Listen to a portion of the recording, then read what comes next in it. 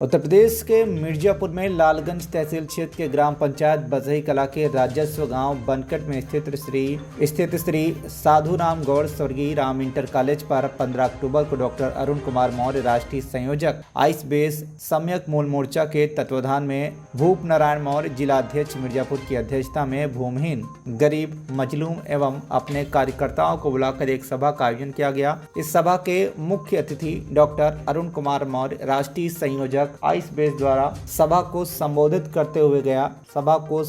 करते हुए कहा गया कि हमारे गरीब भूमि मजलूम एवं कार्यकर्ता भाइयों व बहनों को हम लोग शांतिपूर्ण तरीके से अपना नारा बुलंद करते हुए तहसील प्रांगण चलेंगे और तहसील अधिकारियों को अपना ज्ञापन सौंपकर अपनी मांगों को मजबूत करेंगे। इन सभी बातों पर चर्चा करते हुए डॉक्टर अरुण कुमार मौर्य अपने कार्यकर्ताओं एवं गरीब भूमिहीन मजलूम भाइयों व बहनों एवं माताओं के साथ बनकट से पैदल चलकर लालगंज तिराहे से होते हुए ब्लॉक मुख्यालय के सामने से तहसील प्रांगण लालगंज में पहुंचे, जहां पर तहसील प्रांगण में सामाजिक संगठन आइस बेस समन्वयक मूल मोर्चा के प्रदेश प्रवक्ता सम्राट संदीप कुमार मौर्य द्वारा जनसभा को संबोधित किया गया। पत्रकार महोदय, मेरी बात समझिए। इस देश में अनुच्छेद, भारत के संविधान अनुच्छेद 21 मौलिक अधिकारों में एक है, जिसमें लोगों को जीने का अधिकार दिया गया है। सरकार अगर अनुच्छेद पालन पोषण एक्ट के तहत गरीबों को, अगर भूमिहीनों को अगर नौकरी नहीं दे पाती है तो जमीन दे, ऐसा प्रावधान दिया गया है। उत्तर प्रदेश राज्य संहिता 126/2006 के तहत इस देश के गरीब भूमिहीन की जांच की जाए, इसे इस पत्र कहते हैं। इस पत्र का आवेदन होगा, जांच की जाएगी। यदि सच में वो भूमिहीन है तो उन्हें जमीन दी जानी चाहिए। क्या क्या मांगे हैं? हमारी लगभग 6 मांगे हैं, मैंने बाकायदे इसमें बताया भी है और पत्र भी आपको सब देंगे। लेकिन हमारी मुख्य मांग मैं आपको बताना चाहता हूँ। देखिए, जब गरीब यहाँ आता है और कहता है कि हमको ज़मीन चाहिए 5 बीघा, तो यहाँ के तमाम नेता, मंत्री, विधायक और गांव के लोग कहते हैं कि लोग नेतागिरी करने के लिए या अपनी राजनीति चमकाने के लिए काम करते हैं। ज़मीन है कहाँ की मिलेगी, और नेकपाल भी तानाबारी करता है, टहलाबारी करता है। जो विधि से चुना हुआ अधिकारी है, जो भारत के संविधान का अंग है, वही भारत के संविधान के मौलिक अधिकारों की रक्षा नहीं करता। बात को समझिए।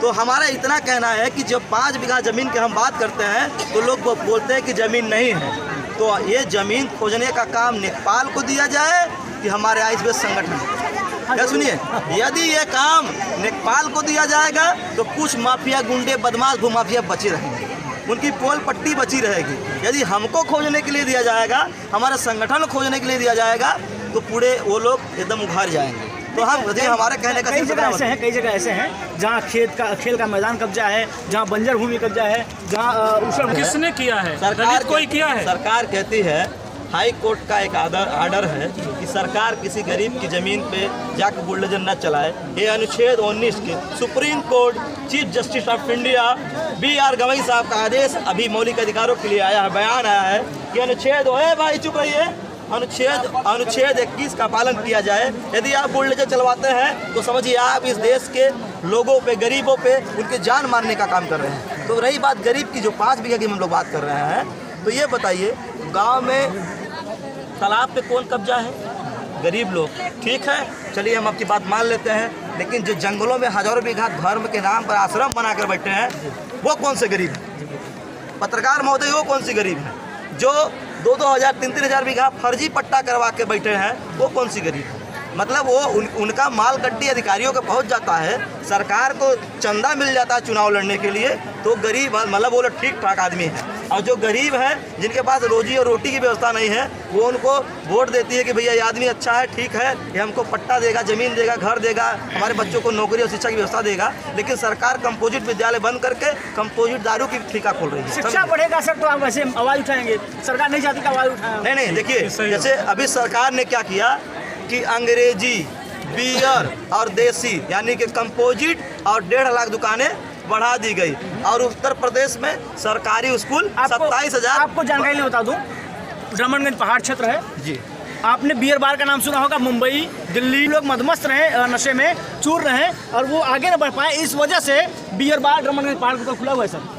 वहाँ आवश्यकता क्या है ऐसे बियर बार? इसीलिए मैं सरकार में लोगों का मैंने विरोध भी किया और सरकार कुछ स्तर पे हम लोग के संघर्ष के आगे वो झुकी और उसने कुछ स्कूलों को फिर से चालू करने का कुछ स्कूल को चालू करने के लिए फिर से आदेश दिया था, लेकिन वो आदेश केवल कागजों में रह गया है, वो ज़मीन पे लागू नहीं हुआ। यही मानिकपुर के आसपास स्कूलें बंद हुई, यही ददरी में स्कूलें बंद हुई। तो हम कह रहे हैं ठीक है, हिंदी मीडियम, अंग्रेजी medium, CBSE board, IBCBSE board और UP बोर्ड को एकजुट करके कंपोजिट विद्यालय बनाए, बच्चों को पढ़ने के लिए सही सुविधा दिया जाए। जब सरकार शहर छोड़ करके जंगलों में बियर बार खोल देगी तो फिर लड़के पढ़ेंगे कैसे? जो ये मेरा सरकार से सवाल है, क्यों खोल रही है वो? जो बियर बार खोले जा रहे हैं उसका उनका ये उद्देश्य है, जैसे ग्राम प्रधानों ने जब जो ग्राम प्रधान ज़्यादा दारू पिलाया वो ग्राम प्रधान हो गया, और जिसने जो ग्राम प्रधान दारू से पीछे हो गया, हाँ, जो ग्राम प्रधान ने दारू कम पिलाया उसको वोट कम मिली। ये जीता जागता उदाहरण है।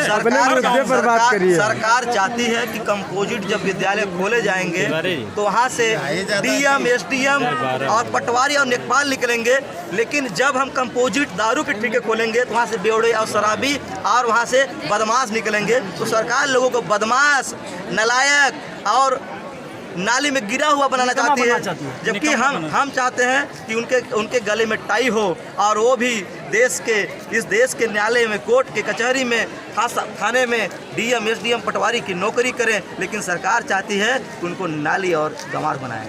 इसकी मंशा है, एक दारू का ठेका खोलने का मंशा, कंपोजिट दारू खोलने का मंशा सरकार का यही है, और हम चाहते हैं कि सरकार कंपोजिट विद्यालय खोले, न कि दारू की। मिर्जापुर से मंजय वर्मा की रिपोर्ट, केंद्रीय TV।